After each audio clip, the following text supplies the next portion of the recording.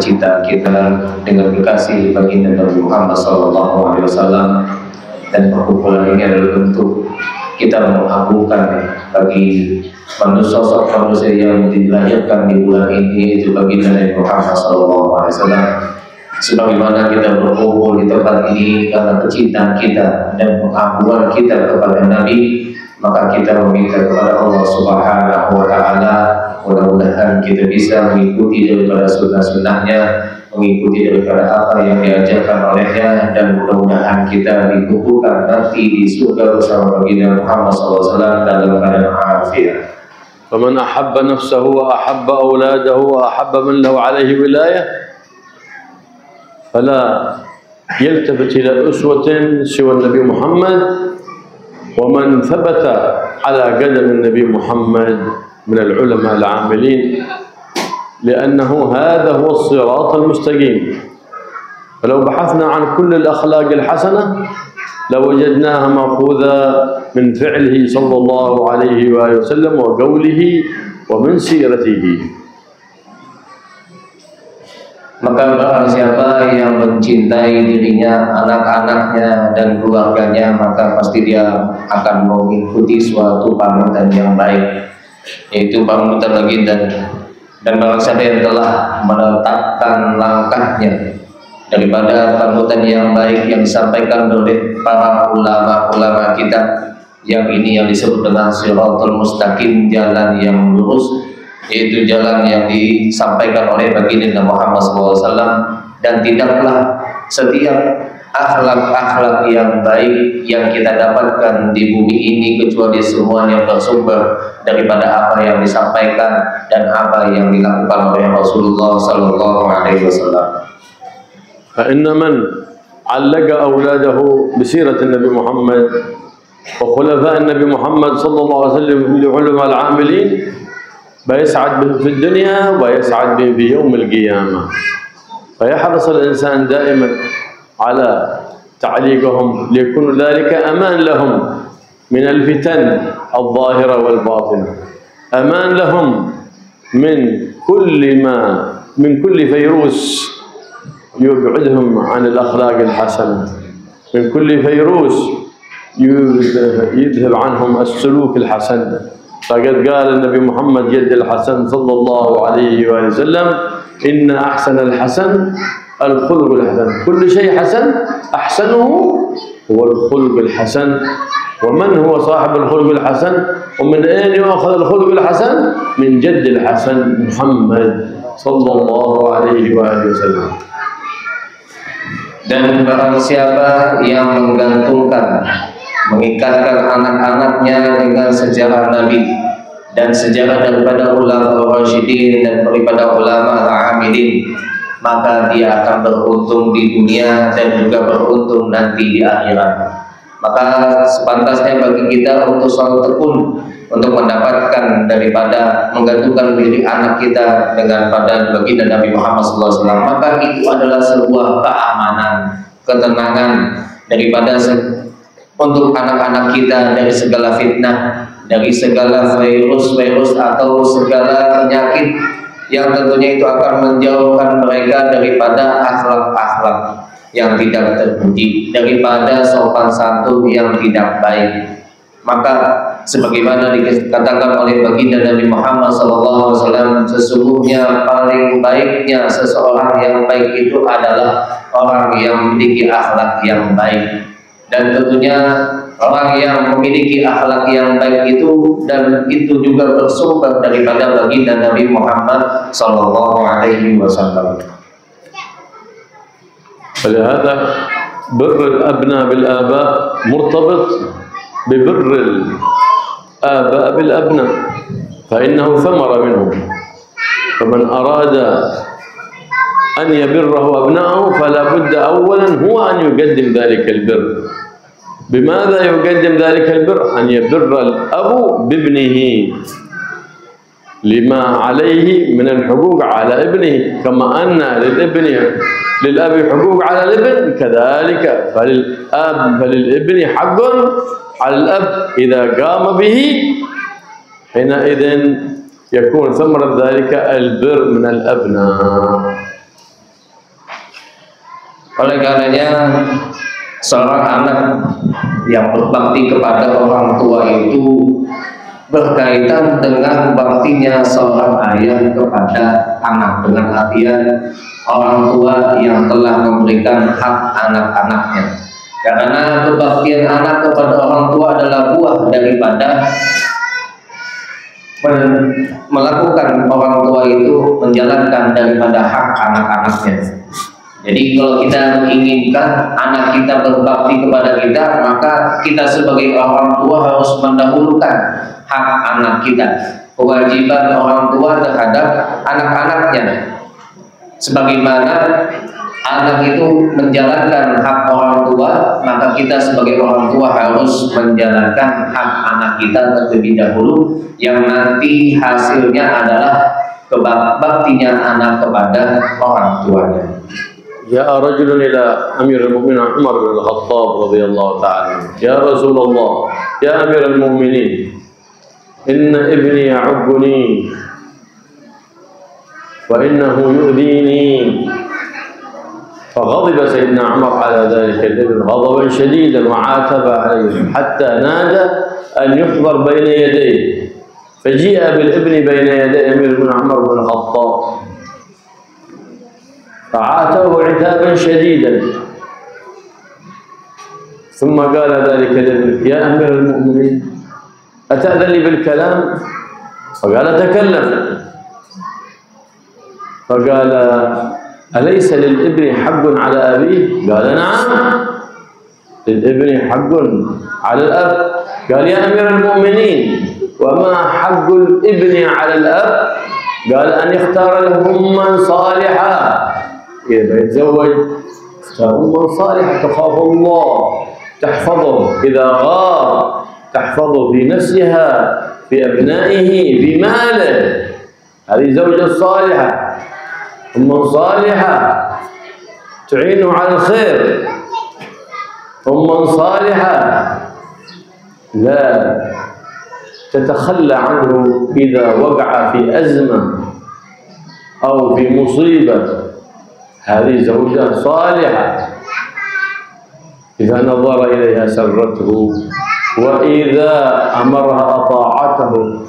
هذه زوجة صالحة، لا يختار له أما صالحة، لأن الأم الصالحة منها تأتي الذرية الصالحة.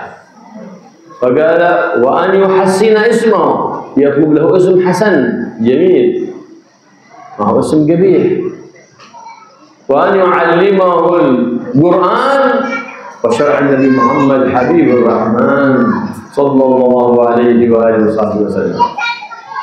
فقال: يا أمير المؤمنين، إن أبي لم يفعل شيء من ذلك أبدا، ما اختار لي أما صالحة ولا حسن اسمي، بل سماني جعل اسم حيوان كريه المنظر، حشرة كريه الرائحة، ولم يعلمني شيء عن ديني، ولا يعلمني شيء من القرآن حتى حرف واحد. فنظر سيدنا عمر إلى ذلك الرجل وحمل العصا لا يضربه، فهرب ذلك الأب. فقال عندما هرب قال له: إيه، لقد عاقبت ابنك قبل أن يعب، عاقبته قبل أن يعب، فأنت أبعاد. إيش أنتج ابن عاق. فلو كان الأب بار ما ينتج ابن بار. هكذا هي القاعدة وهكذا هي القضية. الله يجعلنا وإياكم من البارين بآبائنا، ويجعل أبنائنا من البارين بآبائهم في حياتهم وبعد مماتهم. Dikisahkan bahwasanya ada seorang laki-laki mendatangi Amirul Mukminin Sayyidina Umar bin Khattab. Laki-laki ini mengadu pada Amirul Mukminin: wahai Amirul Mukminin, bahwasanya anakku ini dia durhaka, dia suka menyakiti hatiku. Akhirnya Amirul Mukminin Sayyidina Umar marah besar dan mengata-ngatai dengan kata yang tidak baik kepada. Kemudian didatangkanlah anak tersebut ke hadapan Amirul Mukminin. Dan ketika menghadapi Sayyidina Umar, Amirul Mukminin juga sangat marah kepada anak tersebut. Kemudian anak tadi berkata, wahai Amirul Mukminin, apakah boleh aku bicara? Kata Sayyidina Umar, ya silahkan. Maka anak itu mengatakan, wahai Amirul Mukminin, apakah seorang anak itu mempunyai hak atas orang tuanya, atas ayahnya? Kata Amirul Mukminin Sayyidina Umar, iya, ada si anak itu punya hak atas orang tuanya. Kemudian Amirul Mukminin Sayyidina Umar menjelaskan apa saja hak seorang anak yang didapatkan dari orang tuanya. Yang pertama adalah seorang ayah itu memilih seorang ibu yang soleh, ibu yang bisa menjaga diri dia, yang bisa menjaga anak-anaknya, yang bisa menjaga harta suaminya, yang membantu anak dan suaminya dalam kebaikan. Apabila suami memandangnya, dia tersenyum. Apabila suami memerintahkannya, dia akan taat kepada suaminya. Maka ibu yang seperti inilah yang akan mendatangkan, membawa zuriat yang solehah. Kemudian hak yang kedua adalah memberikan nama anaknya dengan nama yang baik, bukan nama-nama yang jelek, yang tidak ada kaitannya sebaik sedikit pun dengan agama. Dan yang ketiga adalah mengajarkan anaknya Al-Quran dan syariat yang dibawa oleh baginda Nabi Muhammad SAW. Kemudian anak tadi berkata, wahai Amirul Mukminin, ketahuilah bahwasanya ayahku tidak melakukan satu pun dari apa yang telah engkau sampaikan. Dia telah memilih seorang ibu yang tidak solehah. Kemudian dia telah memberi namaku dengan nama Juman. Kata beliau, itu adalah sebuah nama binatang seperti serangga. Ya, itu kan tidak baik artinya. Kemudian ayahku juga tidak mengajarkan kepadaku tentang agama, bagaimana hukum sholat, wudhu dan lain-lainnya, dan tidak mengajarkan aku akan Al-Quran, sehingga aku tidak bisa membaca Al-Quran. Setelah mendengar apa yang disampaikan oleh anak tersebut, langsung Sayyidina Umar memandang kepada sang ayahnya, kemudian memanggil, kemudian mengambil perempuan. Belum perempuan يتكلم. Mohon ibu-ibu untuk bisa diam sebentar untuk mendengarkan apa yang beliau sampaikan.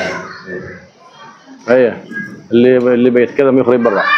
Yang ingin bicara silakan untuk pindah ke tempat yang lain saja. Akhirnya Sayyidina Umar mengambil tongkatnya, ingin memukul laki dan ayah tersebut. Akhirnya lari si ayah tadi. Maka di sini bisa disimpulkan bahwasanya kata Sayyidina Umar kepada orang tadi, kamulah yang telah membuat durhaka kepada dirimu. Kamu sendiri yang sudah durhaka kepada anakmu, maka anakmu pun akan durhaka kepada dirimu. Ini sebuah kaidah kata beliau. Kalau kita ingin memiliki anak yang berbakti kepada kita, maka kita sebagai orang tua dulu yang harus berbakti, menjalankan hak anak-anak kita. Mudah-mudahan kita semua dijadikan orang yang berbakti, dan anak-anak kita semua menjadi yang bakti kepada orang tuanya di dalam kehidupan kita dan juga setelah wafat kita nanti. فالعجب كل العجب الأب في مجلس الخير والابن في مجلس اللعب. العجب كل العجب أن يدعي محبة الأبناء، أن ندعي محبة الأبناء ونهملهم ولا نرشدهم إلى مجالس الخير التي بتزكي أرواحهم وبتحسن أخلاقهم. العجب كل العجب ندعي محبة أبنائنا ونحن نعطيهم جوالات تلهيهم وتشغلهم وتخلل عقولهم حتى والعياذ بالله يصيرون مختلي العقول. هذا ظلم من الآباء والأمهات، يظنون لجهلهم أنها محبة وليست المحبة. لا، ترى المساجد فاضية والمعاهد خالية والأبناء كثر. أين هم الذين يحبون الخير؟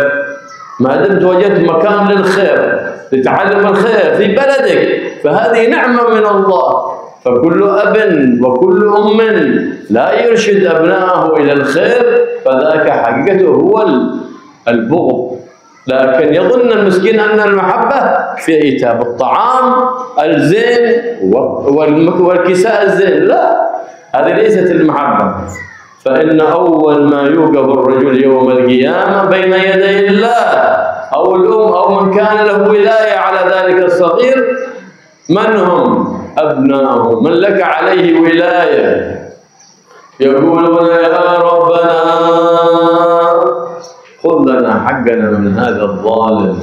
يقول يا رب أطعمتم أحسن الطعام، كسوتم أحسن الكساء. يقول نعم يا ربنا، لكنه لم يعلمنا أمر ديننا فخذ حقنا من هذا الظالم. ما يقولونه أب ولا يقولونه أم، لا، يسمونه ظالم. فيقتص أول مظلمة تقدم دعوة عليك منهم، من أولئك الذين تطعمهم وتكسوهم. فإذا بدل أن يكون شاهدا عليك خلوا شاهد لك، بتفرح به في الدنيا وبتفرح به يوم القيامة. بماذا؟ بأن ترشدهم إلى هدي النبي محمد صلى الله عليه وآله وصحبه وسلم، فتشعلهم في الدنيا بيكونون قرة عين لك، وإذا متت بيأتون إلى قبرك ويزورونك وبيفهمون لك القرآن، وإذا مت بيصير ذكرك حسن. بماذا؟ بالذرية الحسنة. الله يرزقنا ذرية صالحة ويوفقنا وإياكم لتعليمهم القرآن وأخلاق حبيب الرحمن محمد صلى الله عليه وآله وسلم. Kemudian yang sangat mengherankan dan sangat mengherankan kata beliau, seorang ayah ataupun ibu suka hadir majelis, tapi anaknya di tempat yang lain. Dan juga yang sangat mengherankan kata beliau, orang tua menyangka bahwasanya dia telah mencintai anaknya, tapi membiarkan anaknya keliaran di luar tanpa memperhatikan bagaimana keadaan anaknya, membiarkan mereka begitu saja di luar, tidak diajak untuk hadir majelis, yang dimana kalau hadir di majelis itu akan membersihkan diri dia, mengajarkan kepada mereka akhlak-akhlak yang baik. Kemudian juga hal-hal yang sangat mengherankan, banyak orang tua yang menyangka bahwasanya salah satu bentuk cinta kepada anaknya adalah memberikan HP. Padahal HP ini sangat merusak akal, sehingga akal anak ini sudah menjadi rusak. Kelihatannya anaknya baik-baik saja, tapi ternyata akalnya sudah rusak. Ini bukan bentuk kecintaan orang tua kepada anak, tapi sebaliknya ini adalah sebuah kezaliman yang dilakukan oleh orang tua kepada anaknya. Sekarang kita berada di sini, di tempat yang sudah ada seperti pondok pesantren. Kalau kita menginginkan anak-anak kita menjadi anak yang baik, maka sebuah kenikmatan yang Allah berikan kepada kita di dalam ini, ya, kita masukkan anak kita ke tempat-tempat yang di situ mengajarkan bagaimana akhlak yang baik. Jadi yang kita sangka, yang disangka oleh orang tua, dia cinta kepada anaknya, itu hakikatnya adalah dia benci kepada anaknya. Dia menyangka sudah memberikan anaknya makanan yang enak, pakaian yang bagus, itu bentuk cinta. Bukan, itu bukan bentuk cinta, tapi bisa jadi sebaliknya, bentuk daripada kebencian orang tua kepada anaknya. Kenapa? Nanti di hari kiamat setiap orang tua akan dihadapkan pertama kali dengan anak-anaknya. Maka anaknya mengatakan, ya Allah, ambillah hak kami dari orang yang zalim ini. Siapa orang yang zalim tadi? Orang tuanya. Akhirnya orang tuanya mengatakan, ya Allah, kenapa kami dikatakan sebagai orang yang zalim? Padahal kami sudah memberi makan mereka, kami sudah memberi pakaian, kami sudah memberi tempat tinggal. Kemudian kata anaknya, dia selama hidup kami diberikan pakaian, kami dikasih makanan, kami diberikan tempat tinggal, tapi mereka tidak mengajarkan apa kepada kami tentang agama Islam, tidak mengajarkan kami akhlak yang baik, tidak mengajarkan kami bagaimana membaca Al-Quran. Ini yang sangat berbahaya. Jangan sampai anak itu menjadi ancaman bagi kita nanti di kiamat. Tapi sebaliknya, kita jadikan anak kita sebagai saksi yang terbaik bagi kita, sehingga kita bahagia di dunia dan akhirat. Maka berikanlah petunjuk bagaimana sunnahnya Nabi, bagaimana petunjuk Nabi, agar kita sebagai orang tua bahagia di dunia dan di akhirat, menjadi kebanggaan kita di dunia dan di akhirat. Kalau kita sudah meninggal, mereka akan menziarahi kubur kita, mereka akan membacakan Al-Quran untuk kita, dan menjadi sebuah kebanggaan bagi kita di dunia dan di akhirat. Dan beliau berdoa mudah-mudahan Allah memberikan kepada kita menjadi anak-anak yang salihah dan memberikan taufik kepada Allah untuk bisa melaksanakan hak ini, bisa menjadikan anak kita memiliki akhlak yang terpuji.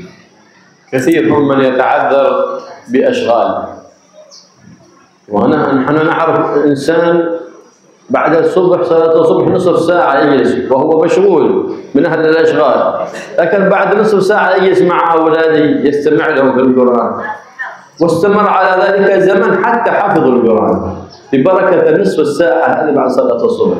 يعني مصيبة، الأب يصلي بعد الإشراق والأبناء ينظرون للأب، إذا كان الأب يشرب التنباك فيشربون التنباك، إذا كان يأخر الصلاة فيأخر الصلاة.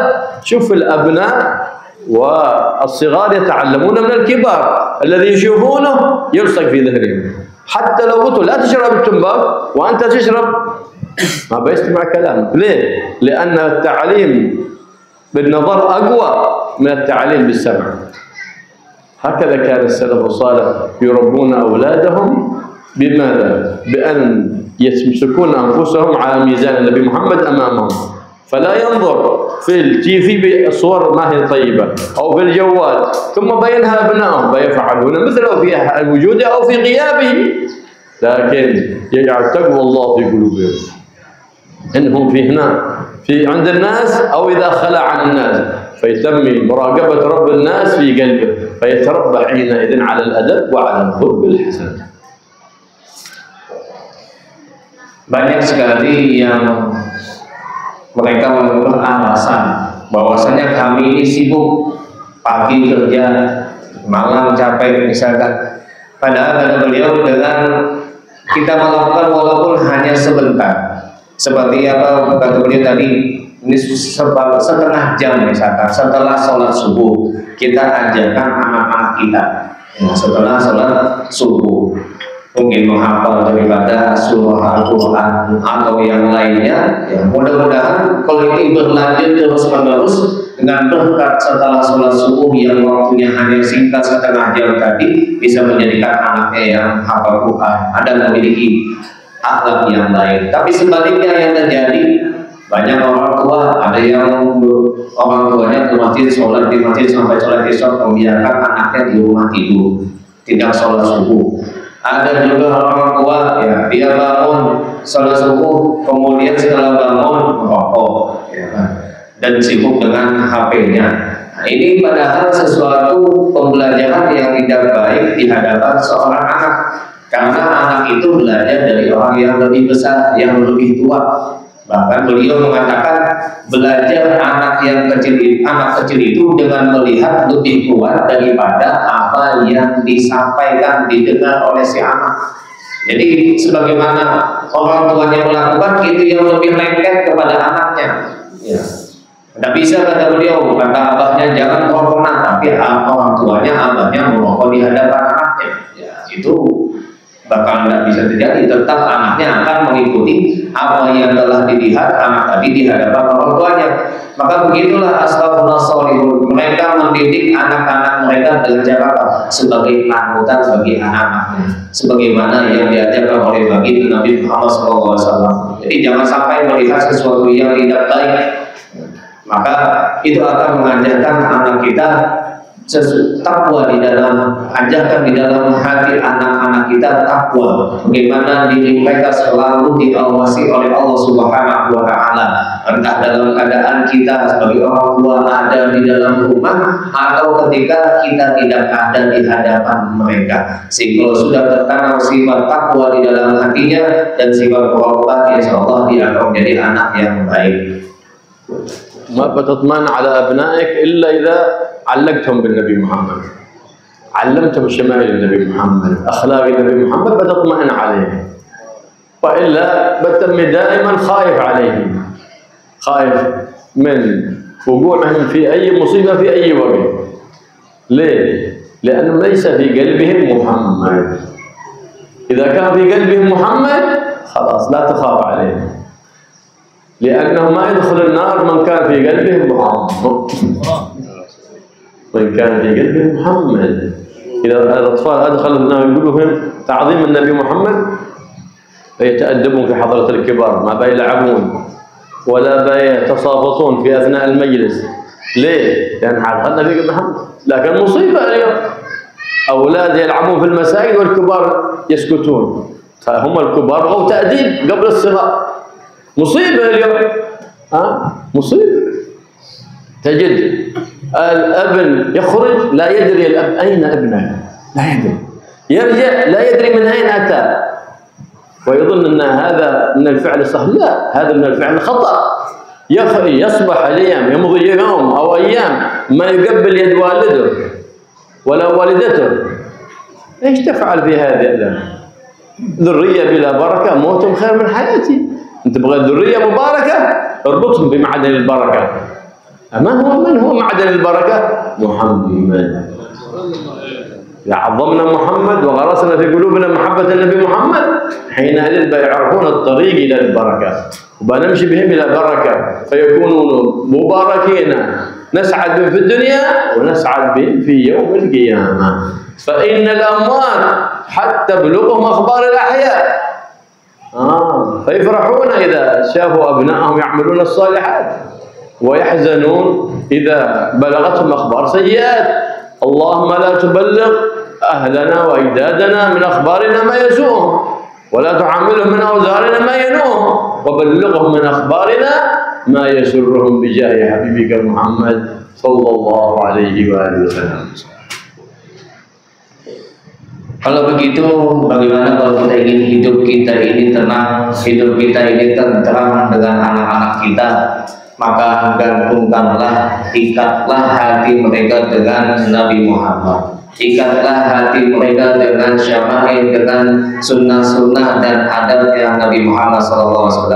Kalau kita tidak mengikat anak kita dengan Nabi, dengan akhlak Nabi, kita akan merasa takut nantinya. Takut akan jatuh dalam sebuah petaka, musibah dan lain-lainnya. Di waktu kapanpun kalau kita belum menanamkan di dalam hati kita akan Nabi Muhammad SAW. Kalau di dalam hati anak kita sudah bergantung, sudah menempel, melekat di dalam hatinya Nabi Muhammad SAW, tidak akan pernah takut lagi. Kenapa? Karena setiap manusia, insan, kalau sudah ada di dalam hatinya Nabi Muhammad SAW, maka dia akan selamat di dunia dan juga selamat di akhirat. Tapi yang sangat mengherankan, bagaimana akhlak Nabi ini sudah sangat krisis sekali. Seorang anak kecil di hadapan orang yang besar tidak sopan. Ketika yang besar bicara, mereka juga ikut bicara. Ketika anak di dalam masjid, anak-anak itu mereka bermain di dalam masjid, sedangkan yang tua membiarkan saja. Seharusnya yang tua ini bagaimana memberikan pembelajaran kepada anak-anak yang kecil. Begitu juga yang terjadi, banyak orang tua yang membiarkan anaknya pergi dan pulang tanpa mengetahui apa yang dia lakukan, tanpa mengetahui kapan dia pergi, kapan dia pulang, bahkan tidak mengatakan, menanyakan dari mana kamu, ngapain aja, dibiarkan begitu saja. Anaknya keluar kemudian pulang tanpa mengetahui apa yang telah dilakukan oleh anaknya. Maka kalau kalau kita ingin mendapatkan dzurriyyah yang penuh dengan keberkahan, maka kita harus mengambil siapa yang memiliki keberkahan itu. Tentunya adalah baginda Nabi Muhammad SAW. Kalau kita sudah bisa menanamkan di dalam hati anak kita pengagungan dan kecintaan kepada Nabi, maka dia akan mendapatkan jalan untuk mendapatkan keberkahan tersebut, ya, sehingga kita bisa beruntung di dunia dan di akhirat. Dan kalau kita sudah meninggal, berita anak keturunan kita itu akan sampai kepada kita. Walaupun sudah meninggal, orang tua kita juga sama. Kalau kita melakukan sesuatu yang tidak baik, akan sampai kepada orang tua kita. Sesuatu yang menyenangkan sampai juga. Makanya beliau berdoa, mudah-mudahan kita nanti tidaklah sampai kepada diri kita nanti kalau meninggal sesuatu yang tidak menyenangkan hati kita. Artinya anak keturunan kita semuanya memiliki akhlak yang baik, keturunan yang baik, tapi yang sampai kepada kita adalah hal-hal yang menyenangkan diri kita dan menyenangkan baginda Nabi Muhammad SAW. قال الله سبحانه ولكم في رسول الله أسوة حسنة. إذا بغيت المسجد يكون حسن جعل الإمام قدوة حسنة، الخطيب قدوة حسنة. بغيت المعهد يكون حسن اجعل المعهد مسؤول عنه قدوة حسنة. بغيت القرية تصلح تكون رئيس القرية قدوة حسنة. إذا كان رئيس القرية مرعبل تكون القرية مرعبلة. الإمام المسجد مرعبل المسجد مرعبل. إذا كان القدوة في المعهد مرعبل كل معهد مرعبل. القدوة أهم شيء، القدوة في كل مكان. واختر لأبنائك القدوة الحسنة، وصلهم بالقدوة الحسنة ممن اتصل علمه وتربيته بالنبي محمد صلى الله عليه وآله وصحبه وسلم الذي جعله الله أسوة حسنة لهذه الأمة. والله يرزقنا وإياكم التخلق بالأخلاق الحسنة، ويحفظنا وإياكم من كل أذى ومن كل بلوى، ويوفقنا وإياكم لتقوى الله في السر والعلن، ويحفظنا وإياكم من جميع الفتن، ويوفقنا لما يرضي عنا. ولا ينتهي هذا الشهر ربيع الأول إلا وقد عزم كل واحد منا ومنكم على أن يتحول من حالة سيئة إلى حالة حسنة، ومن حالة حسنة إلى أحسن ببركة النبي محمد جد الحسن صلى الله عليه وآله وصحبه وسلم. Allah Subhanahu wa taala berfirman, "Laqad kana lakum fi Rasulillahi uswatun hasanah." Sesungguhnya ada di dalam diri Nabi itu adalah panutan yang baik. Jadi kalau kita ingin masjid kita baik, maka tentunya imamnya yang baik juga, khatibnya yang bagus juga. Kalau kita ingin memiliki pondok sekolah yang baik, maka pemimpinnya juga harus baik juga. Jadi panutan bagi orang yang ada di dalamnya. Kalau kita ingin memiliki kampung yang baik, tentunya pemimpinnya juga harus yang baik. Kalau tidak sebaliknya, kalau imamnya tidak bagus, ya khatibnya juga tidak bagus, ya masjidnya juga tidak bagus juga nanti. Sekolah atau pondok sama, kalau pemimpinnya tidak baik, maka sekolahnya dan pondoknya pun akan menjadi tidak baik. Begitu juga kampung, kalau pemimpinnya tidak baik, ya maka kampungnya pun menjadi tidak baik. Jadi yang terpenting dalam setiap tempat itu panutannya siapa. Jika panutannya bagus, maka tempat itu akan menjadi bagus. Tapi sebaliknya, jika panutannya tidak baik, maka tempat itu juga akan menjadi tidak baik. Maka kita sebagai orang tua, pemimpin bagi anak-anak kita harus memiliki panutan yang baik, yang mana panutan itu adalah bersumber dari baginda Nabi Muhammad SAW, yang tentunya kita akan mendapatkan itu semua daripada ulama yang mana ilmunya bersambung kepada baginda Nabi Muhammad SAW, yang telah Allah jadikan Nabi kita sebagai panutan bagi semua umat manusia. Mudah-mudahan kita semua diberikan oleh Allah akhlak yang baik, dan kita dijaga daripada segala bencana dan musibah, dan mudah-mudahan kita juga taufik oleh Allah untuk selalu bertakwa dalam keadaan sirr wal alan, dan juga Allah menjaga kita dari segala fitnah, dan Allah memberikan kepada kita taufik untuk selalu mendapatkan keridhaan daripada Allah dan Rasulnya. Dan tidaklah berakhir bulan Rabiul Awal ini kecuali kita mendapatkan, yaitu bisa mengaku sesuatu yang sangat besar, yang mengagunkan baginda Nabi Muhammad dan memindah keadaan kita dari yang tidak baik menjadi baik dan yang sudah baik menjadi lebih baik lagi dengan berkat jadul hasan yaitu baginda Nabi Muhammad sallallahu alaihi wasallam. وهذه الدعوة المباركة المواظب عليها بعد كل أذان يرزقها الله الذرية الصالحة والأولاد الصالحون، وهي اللهم بارك لي في أولادي واحفظهم وارزقهم ولا تضرهم ووفقني ووفقهم لطاعتك وارزقني برهم واضرب عليها ترى ذلك الخير. اللهم بارك لي في أولادي واحفظهم وارزقهم ولا تضرهم ووفقني ووفقهم لطاعتك وارزقني برهم بجاه سيدنا محمد صلى الله عليه وآله وسلم. المواظب عليها بعد كل أذان يرزقها الله الذرية الصالحة ويوفقها الله لتربية الأولاد التربية الحسنة. Beliau memberikan sebuah amaliyah kepada kita semua, ya, yang mana amaliyah ini dibaca setelah setiap adzan, ya, setiap adzan sholat 5 waktu. Barang siapa yang membacanya, insya Allah akan diberikan keturunan yang soleh-solehah dan diberikan taufik oleh Allah untuk bisa mendidik anak keturunannya, yaitu dengan membaca doa Allahumma barik fi auladi wahfadhhum wa la tadurruhum wafiqni wafiqhum li ta'atik warzuqni birrahum bi jahil nabi sallallahu alaihi wasallam. Jadi kalau bisa dirutinkan, kalau rutin istiqomah baca doa ini, insya Allah akan diberikan keturunan yang soleh-solehah dan juga diberikan taufik oleh Allah untuk bisa mendidik anaknya dengan pendidikan akhlak baginda Nabi Muhammad SAW.